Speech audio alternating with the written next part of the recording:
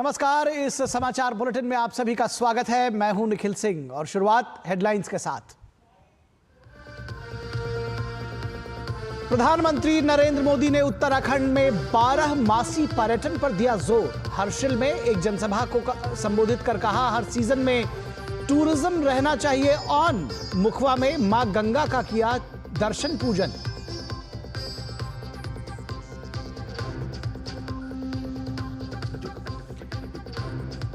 प्रधानमंत्री ने सहकारिता क्षेत्र की प्रगति की समीक्षा के लिए एक उच्च स्तरीय बैठक की अध्यक्षता की। बैठक में सहकारिता क्षेत्र में तकनीकी प्रगति के माध्यम से परिवर्तन लाने के लिए सहकार से समृद्धि को बढ़ावा देने पर जोर।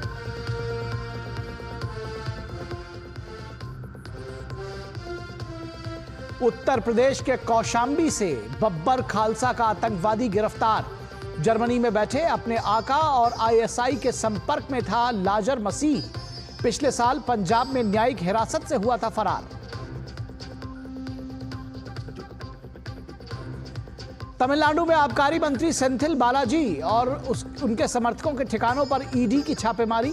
सेंथिल बालाजी पर वित्तीय धोखाधड़ी, भ्रष्टाचार और धन शोधन जैसे कई गंभीर आरोप।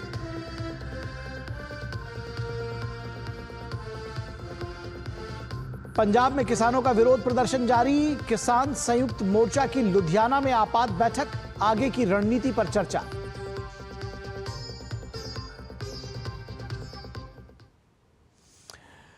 और शुरुआत करेंगे, प्रधानमंत्री ने देवभूमि उत्तराखंड का दौरा किया, जहां के मुखवा की उन्होंने यात्रा की। यह स्थान भागीरथी यानी मां गंगा के शीतकालीन प्रवास के लिए जाना जाता है। प्रधानमंत्री ने मुखवा में विधिपूर्वक पूजा अर्चना की। इस मौके पर उन्होंने कहा कि बीते दशक में डबल इंजन की सरकार ने राज्य में चौतरफा इंफ्रा विकास किया है। अब 365 दिन पर्यटन के लिए उत्तराखंड तैयार है और ऐसे में डेस्टिनेशन वेडिंग, कॉरपोरेट जगत के सेमिनार पूरे साल राज्य में आयोजित किए जा सकते हैं।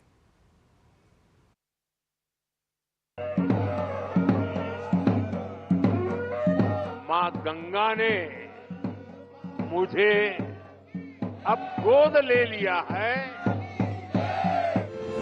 अपने इस बच्चे के प्रति उनका स्नेह है कि आज मैं उनके मायके मुखवा गांव आया हूं। यहाँ मुझे मुखी मठ मुखवा में दर्शन पूजन का भी सौभाग्य प्राप्त हुआ है।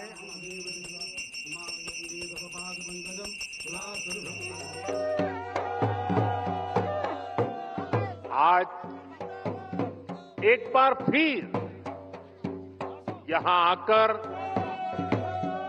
आप सब अपने परिवारजनों से मिलकर मैं धन्य हो गया हूं।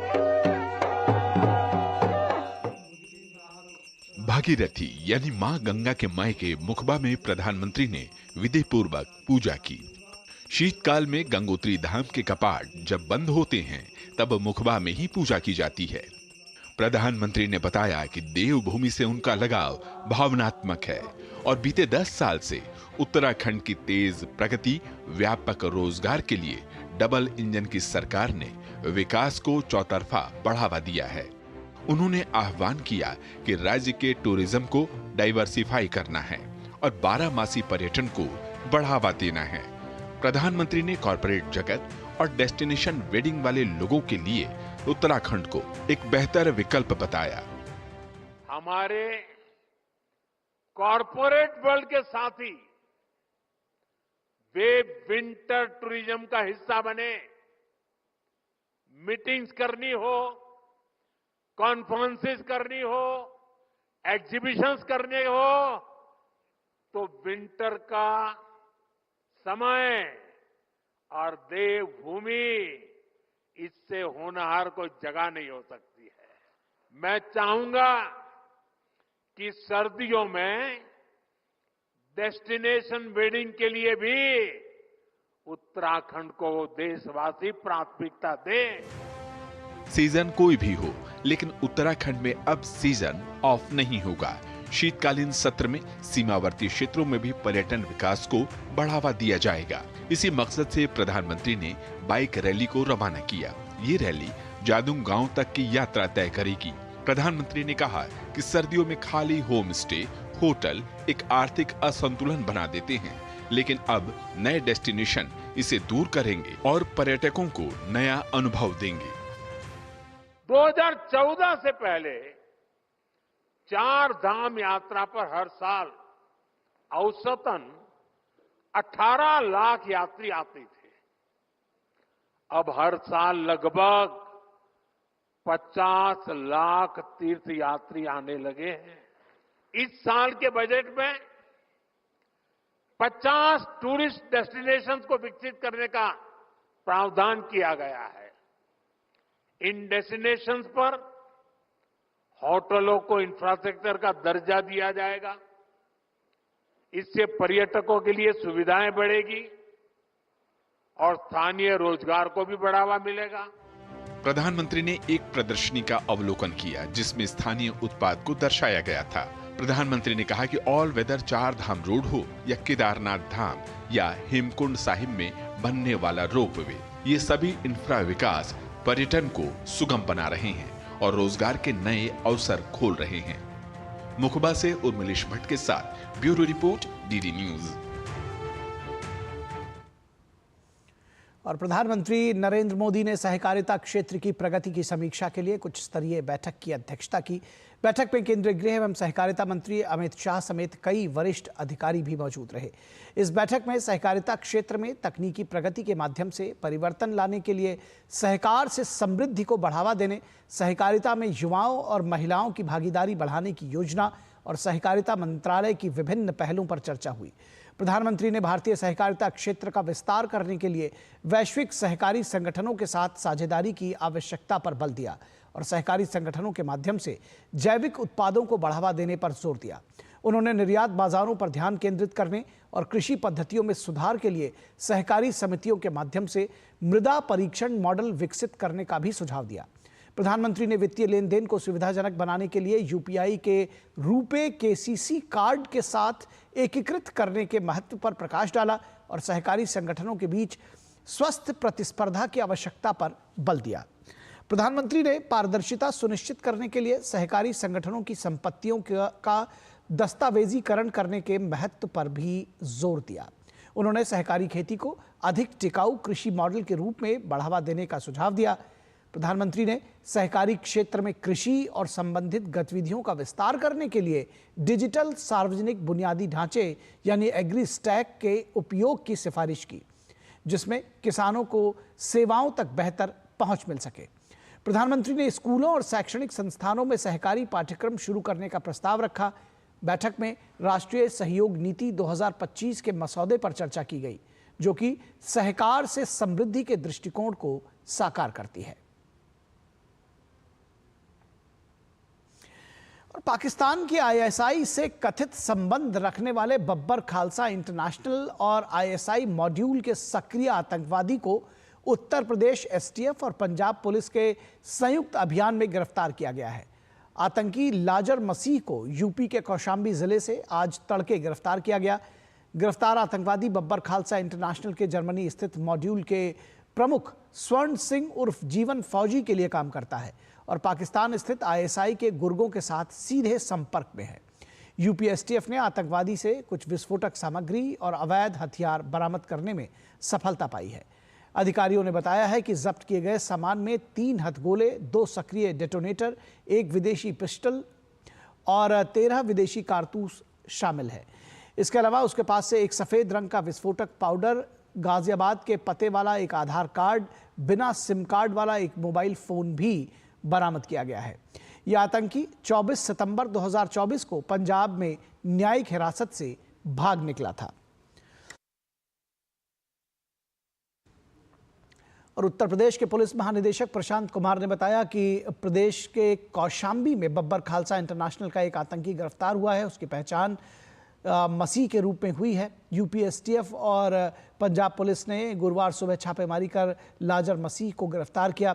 एसटीएफ को उसके पास से 3 हैंड ग्रेनेड, 2 डेटोनेटर, 1 विदेशी पिस्टल और 13 कारतूस मिले हैं। इसके अलावा गाजियाबाद के पते वाला आधार कार्ड और एक बिना सिम कार्ड का मोबाइल फोन भी बरामद हुआ है। ये कार्रवाई उत्तर प्रदेश पुलिस की एसटीएफ तथा पंजाब पुलिस के द्वारा जॉइंट ऑपरेशन में की गई है। बब्बर खालसा इंटरनेशनल एवं आईएसआई के मॉड्यूल का सक्रिय आतंकवादी लजर मसीह को कौशाम्बी से गिरफ्तार किया गया है। जो बरामदगी हुई है उसमें 3 सक्रिय हैंड ग्रेनेड, 2 अदद सक्रिय डेटोनेटर, 1 विदेशी पिस्टल जो कि यूएसएसआर की बनी हुई है तथा 1 फर्जी पते पर बनाया हुआ आधार कार्ड। और पंजाब सरकार द्वारा 5 मार्च को चंडीगढ़ में किसानों के आंदोलन पर लगाई गई सख्त पाबंदियों के बाद संयुक्त किसान मोर्चा की लुधियाना में आपात बैठक जारी है। इस बैठक में किसानों द्वारा आगे की रणनीति पर विचार किया जा रहा है। इससे पहले यह बैठक 7 मार्च को बुलाई गई थी। इस बैठक में संयुक्त किसान मोर्चा में शामिल सभी किसान संगठनों को हिस्सा लेने की अपील की गई थी। दरअसल किसान नेताओं ने 5 मार्च को चंडीगढ़ कूच का आह्वान किया था, लेकिन पुलिस ने चंडीगढ़ जाने की कोशिश कर रहे कई किसानों को हिरासत में ले लिया। इसके बाद प्रदर्शनकारियों ने भगवंत मान सरकार के खिलाफ नारेबाजी की।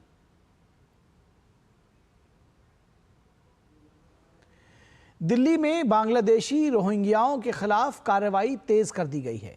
दिल्ली पुलिस संगम विहार और गिल फार्म जैसे इलाकों में संदिग्ध बांग्लादेशियों और रोहिंग्याओं की पहचान कर रही है। पुलिस अधिकारियों के मुताबिक इन क्षेत्रों में झुग्गियों में रह रहे लोग संदिग्ध पाए जा सकते हैं, जिनको लेकर उनकी पहचान के लिए उनके दस्तावेजों की जांच की जा रही है। दिल्ली पुलिस इन लोगों के voter I card, Aadhaar card जैसे ज़रूरी दस्तावेज चेक कर रही है। आपको बता दें कि इससे पहले दिल्ली के कई इलाकों में दिल्ली पुलिस ने सर्च ऑपरेशन किया था। गौरतलब है कि कुछ दिन पहले ही दिल्ली की मुख्यमंत्री रेखा गुप्ता और गृह मंत्री अमित शाह के साथ बैठक दिल्ली की सुरक्षा व्यवस्था पर चर्चा की गई थी। इस बैठक में अवैध रूप से रह रहे बांग्लादेशियों और रोहिंग्याओं के मुद्दे पर गंभीर चिंता जताई गई थी, जिसके बाद मुख्यमंत्री रेखा गुप्ता ने इस पर एक्शन लेने की बात कही थी। केंद्रीय आईटी मंत्री अश्विनी वैष्णव ने नई दिल्ली में देश का एआई कोष और एआई कंप्यूटर पोर्टल लॉन्च किया। ये पहल देश में एआई के क्षेत्र में नवाचार और विकास को बढ़ावा देने के मकसद से शुरू की गई है। India AI mission eligible users के लिए करीब 40% कंप्यूटिंग लागत को कवर करेगा। इस अवसर पर मंत्री अश्विनी वैष्णव ने कहा कि इस पोर्टल और कोष से भारतीय कंपनियों, शोधकर्ताओं और स्टार्टअप्स को एआई के क्षेत्र में नई ऊंचाइयों तक पहुंचाने में मदद मिलेगी। 1 साल पहले चालू हुआ था इंडिया एआई मिशन का काम और 1 साल में 14,000 GPUs का entire common compute facilities available up and running. To give you an idea, our biggest super computer is how many GPUs? 650 GPUs is our biggest supercomputer, and this is 14,000 GPUs already in place, and this is just the beginning. Every quarter we will add more compute. Every coming days we'll add more compute, and this will create the opportunities for everybody. इसके साथ ही केंद्रीय मंत्री अश्विनी वैष्णव ने AI के क्षेत्र में भारत की उपलब्धियों को लेकर कहा कि आने वाले 4 से 5 वर्षों में भारत प्रधानमंत्री नरेंद्र मोदी के नेतृत्व में सेमीकंडक्टर, एआई और तकनीक में विश्व के शीर्ष 5 देशों में शामिल हो जाएगा। Then in the coming 3 to 4 years, we should have our own GPUs competing with the world and really take that seat among the top 5 technology nations of the world. These 5 years are going to be really important, friends. These 5 years of Prime Minister Shri Narendra Modi ji's historic 3rd term would really catapult us into top 5 nations on semiconductors, on AI, on telecom technologies, and on a variety of deep tech technologies where we are today making the major advances. And this is the result of the last 10 years. और यहाँ रुकेंगे एक छोटे से break के लिए, कहीं मत जाइएगा, जल्द हाजिर होंगे। जब धरती चीर कर निकलता है लोहे का पत्थर और मिलता है मोंगिया के जोश से, फिर तपता है, पिघलता है और बनता है फौलाद। अब होता है सरिया सारी खूबियों के साथ। मोंगिया स्टील, मजबूत देश का मजबूत सरिया। जो लक्ष्य चुना था समझ आने लगा है। GLA यूनिवर्सिटी, उच्च लक्ष्य की निश्चित प्राप्ति। स्वागत है आपका ब्रेक के बाद। दिल्ली में जनजातीय युवा आदान प्रदान कार्यक्रम को संबोधित करते हुए केंद्रीय गृह राज्य मंत्री नित्यानंद राय ने कहा है कि प्रधानमंत्री नरेंद्र मोदी के नेतृत्व में जनजातीय समाज के विकास और उनके कल्याण के लिए निरंतर प्रयास किए जा रहे हैं। उन्होंने कहा कि प्रधानमंत्री चाहते हैं कि हमारे आदिवासी भाई बहनों का भविष्य उज्जवल हो और वे विकास की मुख्य धारा में शामिल हों। भारत के एक संवेदनशील प्रधानमंत्री, जो एक गरीब ही नहीं महागरीब परिवार में जन्म लिए, और एक वैसे महागरीब परिवार से जब कोई प्रधानमंत्री यानी माननीय नरेंद्र मोदी जी बनते हैं, तो दूर दराज बैठे हुए गरीब लोगों की, गांव जंगलों में रहने वाले लोगों की, हमारे आदिवासी भाइयों बहनों के दर्द को उन्होंने समझा और उनके जीवन में कैसे खुशियां आए, कैसे पढ़े लिखे, कैसे पूरी दुनिया से परिचित हो, और इस सदी के दौर में आप भी सबकी तरह आगे आए, आपका भी विकास हो, इसके लिए काम करने लगे। प्रसार भारती के CEO गौरव द्विवेदी और कजाकिस्तान में भारत के राजदूत डॉक्टर TV नागेंद्र प्रसाद ने आज राजधानी अस्ताना में कजाकिस्तान के संस्कृति और सूचना उपमंत्री कनात इस्काकोव से मुलाकात की। दोनों पक्षों ने वेब शिखर सम्मेलन 2025 सहित द्विपक्षीय सहयोग पर चर्चा की। CEO प्रसार भारती ने सूचना और प्रसारण मंत्री अश्विनी वैष्णव की ओर से कजाकिस्तान की संस्कृति और सूचना मंत्री एडा बालायेवा को और सूचना और प्रसारण सचिव संजय जाजू की ओर से उपमंत्री कनात इस्काकोव को निमंत्रण सौंपा। कजाकिस्तान के मंत्री ने कहा कि ये वेब शिखर सम्मेलन में भाग लेने का प्रयास करेंगे और एजेंसियों को भी वेब शिखर सम्मेलन में भाग लेने के लिए प्रोत्साहित करेंगे। और संघ के वरिष्ठ प्रचारक भैयाजी जोशी ने भाषाई विवाद को लेकर दिए अपने बयान पर स्पष्टीकरण जारी किया है। उन्होंने कहा कि वे खुद मराठी भाषी हैं और विविधता के देश में भाषा हर राज्य की अलग पहचान है। उन्होंने कहा कि वे महाराष्ट्र में रहने वाले सभी लोगों से मराठी सीखने की अपेक्षा करते हैं। ये सवाल ही नहीं उठता कि मुंबई की भाषा मराठी नहीं है। महाराष्ट्र की भाषा मराठी है, मुंबई महाराष्ट्र में है और स्वाभाविक रूप से मुंबई की भाषा मराठी है। भारत में इसे विविध भाषाएं बोली जाती है। भारत इसके लिए अपने आप में विशेष है। मुंबई में भी विविध भाषी लोग रहते ही हैं, इसलिए स्वाभाविक रूप से अपेक्षा रहती है कि वो भी आकर यहाँ पर मराठी सीखे, मराठी समझे, मराठी पढ़े। इसका आग्रह रहना ही चाहिए, क्योंकि हर एक राज्य की अपनी वो एक पहचान है। मैं स्वयं मराठी भाषी हूँ, मेरी मातृभाषा मराठी है, तो मराठी के प्रति स्वाभिमान मेरे अंतःकरण में भी है। और विदेश मंत्री डॉक्टर एस जयशंकर ने कहा है कि अमेरिका के साथ व्यापार से संबंधित मुद्दे पर बातचीत और आपसी सहमति से हल कर लिए जाएंगे। इस पर प्रधानमंत्री नरेंद्र मोदी की अमेरिका यात्रा के दौरान भी राष्ट्रपति ट्रंप से बात हुई थी और दोनों देशों के बीच इस मसले पर आगे की बातचीत के लिए वाणिज्य मंत्री पीयूष गोयल फिलहाल अमेरिका में हैं। विदेश मंत्री डॉक्टर जयशंकर ने बुधवार रात लंदन के चैथम हाउस में एक वार्तालाप के दौरान ये बात कही। भारत अमेरिका संबंधों पर विस्तार से चर्चा करते हुए उन्होंने बताया कि अमेरिकी राष्ट्रपति डोनाल्ड ट्रंप की कई प्राथमिकताओं से भारत को सीधे फायदा है। If I were to look at some of the big priorities of this president, many of them actually work for us. He seems to be, for example, committed to keeping energy prices reasonably affordable and stable.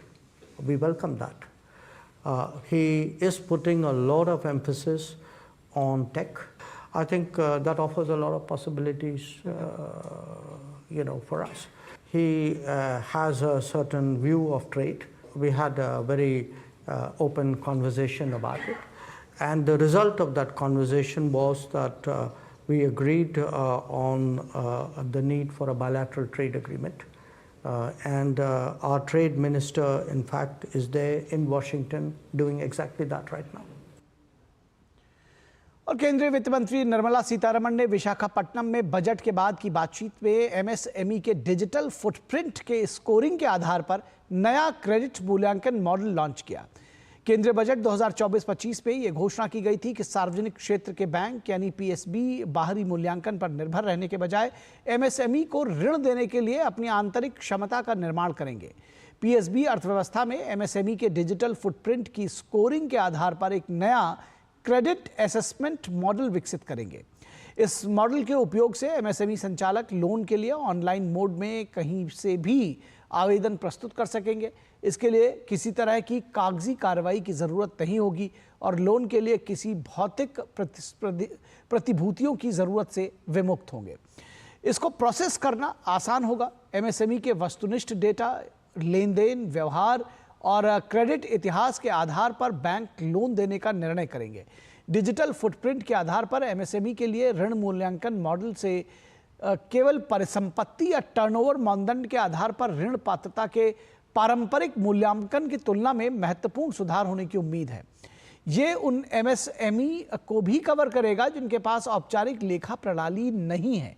इस दौरान भारतीय निर्यातकों के लिए एक webinar का आयोजन किया गया जिसमें केंद्रीय मंत्री ने हिस्सा लिया और उसको संबोधित किया। इस मौके पर केंद्रीय मंत्री ने अपने संबोधन में कहा कि वाणिज्य मंत्रालय भारतीय निर्यातकों की समस्याओं के समाधान के लिए लगातार कोशिश कर रहा है। The interest of all our exporters is well documented with the Commerce Ministry, and so we'll have to see how the ministry is taking up the negotiation there. All of us are constantly giving information and sharing inputs to protect the interest of Indian exporters. So that much I can say now, but let's see what comes out of the negotiations. और यहां रुकेंगे एक छोटे से break के लिए। आप कहीं मत जाइएगा, ब्रेक के उस पार भी खबरें जारी रहेंगी।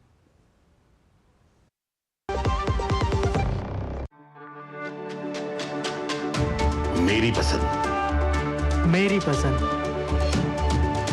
मेरी पसंद, मेरी पसंद, हमारी पसंद, हम सबकी पसंद। मजबूत देश का मजबूत सरिया मोंगिया स्टील। स्वागत है आपका ब्रेक के बाद। आज सार्वजनिक और निजी क्षेत्र के बैंकों के साथ एनबीएफसी के शेयरों में जबरदस्त तेजी देखने को मिली। इसकी वजह से आरबीआई द्वारा घोषित नई नीतियां हैं जिसके तहत बैंकिंग सिस्टम में करीब 1.9 लाख करोड़ रुपए की अतिरिक्त नकदी डाली जाएगी। आरबीआई के इस फैसले के बाद निफ्टी पीएसयू बैंक इंडेक्स 1.46% बढ़कर 5,977 के ऊपरी स्तर तक पहुंच गया, जबकि निफ्टी बैंक इंडेक्स 0.72% की बढ़त के साथ 48,839 के हाई पर पहुंचा। बैंकिंग सिस्टम में अधिक लिक्विडिटी डालने के उपायों के तहत आरबीआई ने घोषणा की है कि बैंक 50,000 करोड़ रुपए की 2 किश्तों में 1 लाख करोड़ रुपए मूल्य की सरकारी प्रतिभूतियों की ओपन मार्केट ऑपरेशन खरीद करेगा। पहली नीलामी 12 मार्च और दूसरी 18 मार्च को होगी। इसके अलावा केंद्रीय बैंक ने 24 मार्च को 36 महीनों के लिए $10 बिलियन की बिक्री स्क्रैप नीलामी आयोजित करने का भी फैसला लिया है। इन उपायों में 1.9 लाख करोड़ रुपए की एडिशनल लिक्विडिटी डॉलर्स की उम्मीद है। ये कदम टैक्स आउटफ्लो और बैंकों द्वारा लक्ष्य पूरा करने की जल्दबाजी के बीच चालू वित्त वर्ष के अंत तक टाइट लिक्विडिटी कंडीशन की आशंका से पहले उठाया गया है। मौद्रिक नीति समिति ने फरवरी में अपनी बैठक में दरों में 25 आधार अंकों की कटौती की थी, जिसके पहले केंद्रीय बैंक ने लिक्विडिटी बढ़ाने के उपायों की घोषणा की थी। आरबीआई ने इससे पहले फरवरी में बैंकिंग सिस्टम में नकदी बढ़ाने के लिए 1.7 लाख करोड़ रुपए और डाले थे। बैंकों को बड़ी राहत देते हुए आरबीआई गवर्नर संजय मल्होत्रा ने प्रस्तावित लिक्विडिटी कवरेज रेशियो यानी एलसीआर और प्रोजेक्ट फाइनेंसिंग मानदंडों को 1 साल के लिए स्थगित करने की भी घोषणा की थी। उन्हें 31 मार्च 2026 से पहले लागू नहीं किया जाएगा।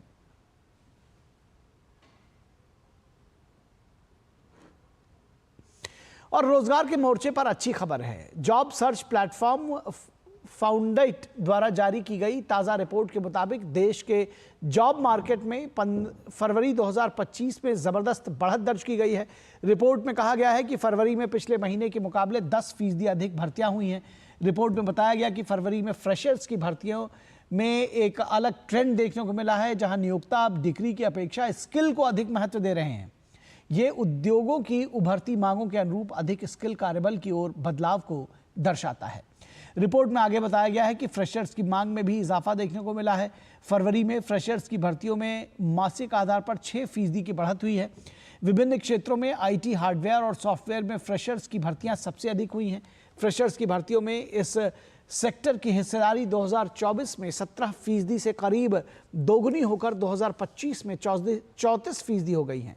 इसके अलावा भर्ती और स्टाफिंग उद्योग में भी फ्रेशर्स की भर्ती में तेज वृद्धि देखी गई है, जो विभिन्न क्षेत्रों में नई प्रतिभाओं की बढ़ती मांग को उजागर करती हैं। रिपोर्ट में कहा गया है कि बड़े महानगरों के अलावा टियर 2 शहरों जैसे नासिक, जयपुर, सूरत, कोयम्बटूर, इंदौर, कोच्चि, ठाणे, वडोदरा, चंडीगढ़ और नागपुर भी नए रोजगार अवसरों के लिए प्रमुख स्थान के तौर पर उभर रहे हैं। तो इस समाचार बुलेटिन में बस इतना ही। हमारी पूरी टीम को दीजिए इजाजत। नमस्कार।